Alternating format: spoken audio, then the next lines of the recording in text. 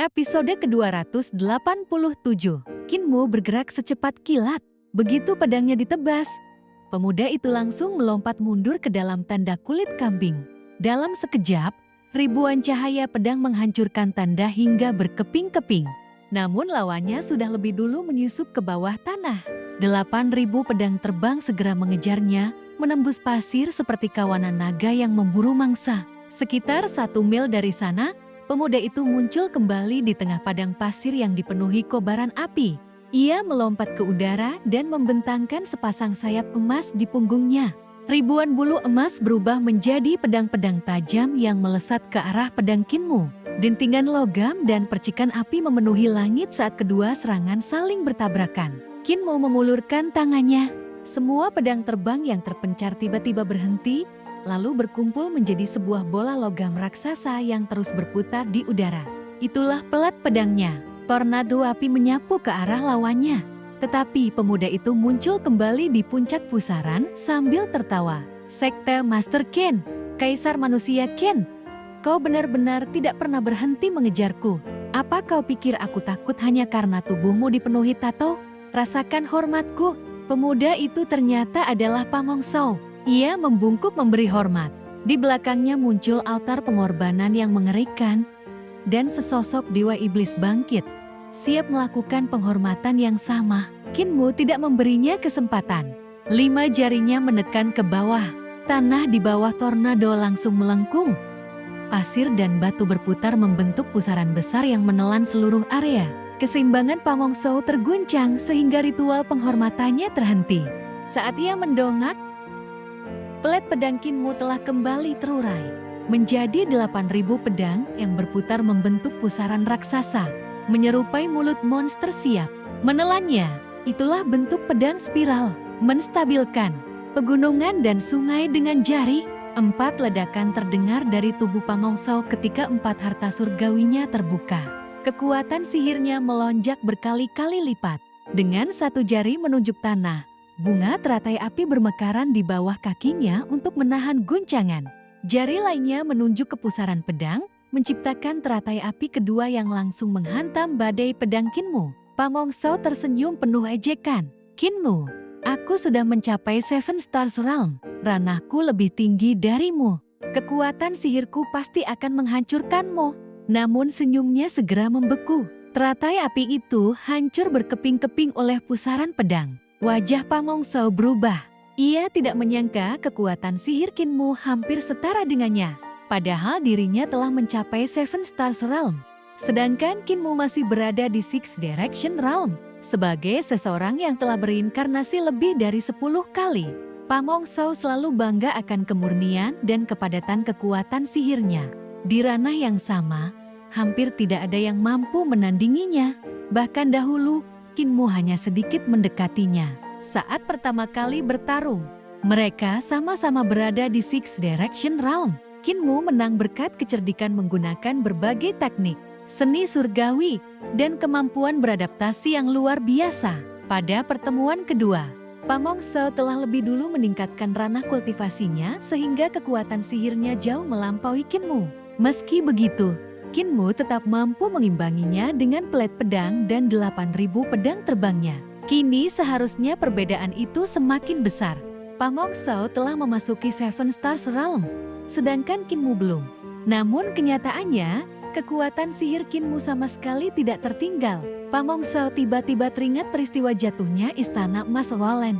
Begitu Kan Ruandi menyerah kepada Eternal Peace Imperial Preceptor, ia langsung menyadari bahwa semuanya telah berakhir. Tanpa memberitahu siapapun, ia melarikan diri pada malam hari, meninggalkan para dukun besar, Raja Dukun, bahkan Grand Shaman. Tak lama kemudian, Istana Emas Roland benar-benar dihancurkan, dan Grand Shaman tewas di tangan Imperial Preceptor. Sejak saat itu, Pamong Sao bersembunyi di gurun menyala. Sebagai seseorang yang berinkarnasi berkali-kali, ia memiliki pengalaman kultivasi yang luar biasa. Dengan diam dia menangkap penduduk bumi barat dan menggunakan jiwa mereka untuk berkultivasi. Hanya dalam setengah tahun ia berhasil menembus Seven Stars Realm. Rencananya sederhana.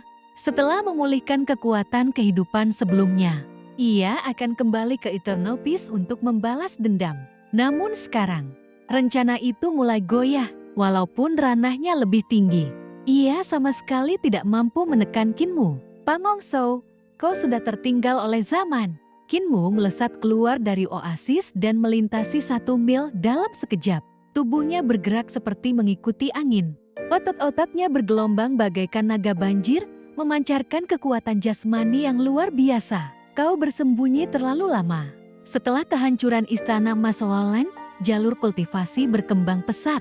Sekarang praktisi Six Direction Realm sudah dapat membangkitkan roh primordial. Selain harta surgawi Seven Stars Realm, hampir tidak ada lagi perbedaan di antara kedua ranah itu.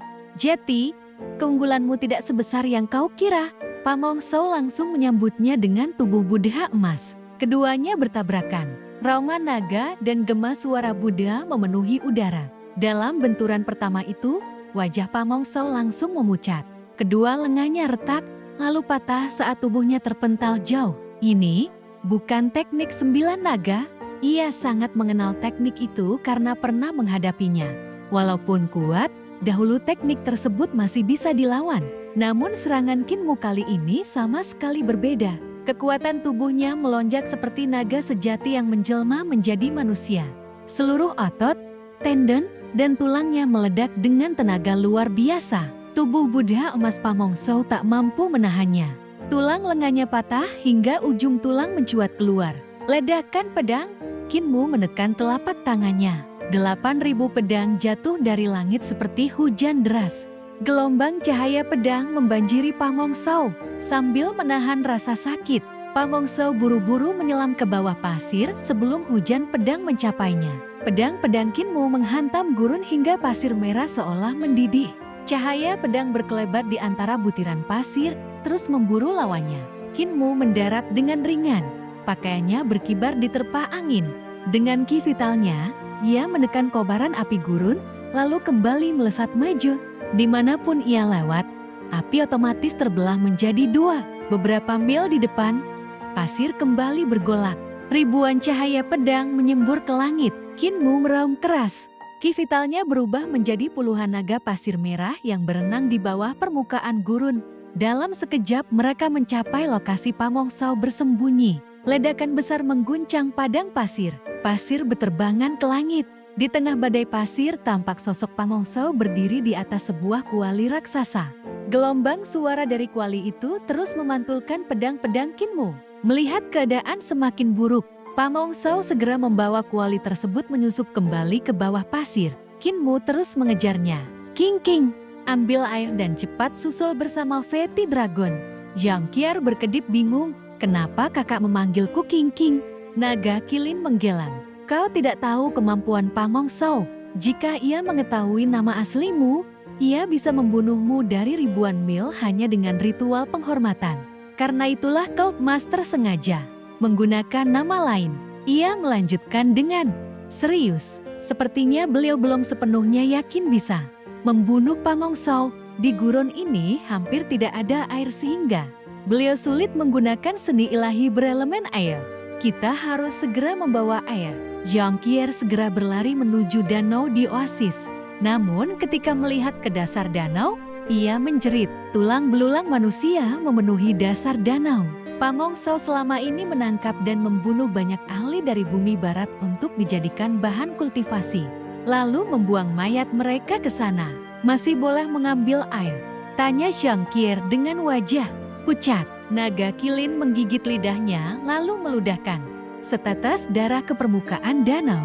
Seketika air bergolak, serangga-serangga, jiwa yang tak terhitung jumlahnya bermunculan dan berebut. Darah itu, Naga Kilin segera menarik. Zhang Qier menjauh. Air ini sudah beracun, tidak bisa dipakai. Ia kemudian menurunkan ekornya, naik. Zhang Qier segera duduk di ujung ekornya. Dengan satu ayunan, Naga Kilin mengangkat ekornya sehingga gadis kecil itu meluncur hingga mendarat di punggungnya. Lagi, seru Zhang Qier gembira. Bukan saatnya bermain. Naga Kilin mengembangkan sisik di sekeliling tubuh gadis kecil itu sebagai pelindung. Lalu membentuk penghalang sihir agar ia tidak terjatuh ketika berlari. Setelah memastikan semuanya aman, Naga Kilin mulai berlari. Kecepatannya terus meningkat hingga melampaui kecepatan suara. Bukit-bukit pasir merah berubah menjadi bayangan yang melintas di kedua sisi. Veti Dragon, kau jauh lebih cepat daripada sebelumnya. Kenapa dulu tidak berlari sekencang ini? Tanya Jongkier. Naga Kilin tersenyum bangga. Gadis kecil tidak akan mengerti. Kalau ingin seekor kuda berlari lebih cepat, kau harus memberinya makan lebih baik. Ia terkekeh. Aku sengaja berlari sedikit lebih lambat di depan Colt Master supaya beliau terus membuat pil roh yang lebih baik. Kalau tiba-tiba aku menunjukkan kecepatan sebenarnya, beliau akan mengira pil biasa sudah cukup dan berhenti meningkatkan kualitasnya. Jadi jangan bocorkan rahasia ini.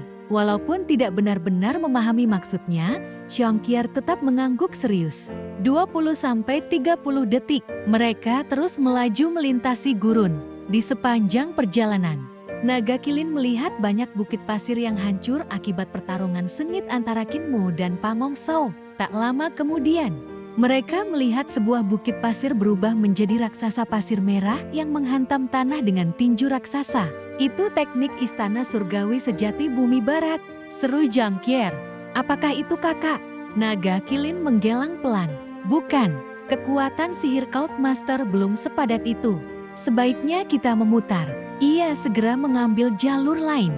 Namun saat melihat raksasa pasir itu dari dekat, bahkan Naga Kilin pun tidak dapat menyembunyikan keterkejutannya.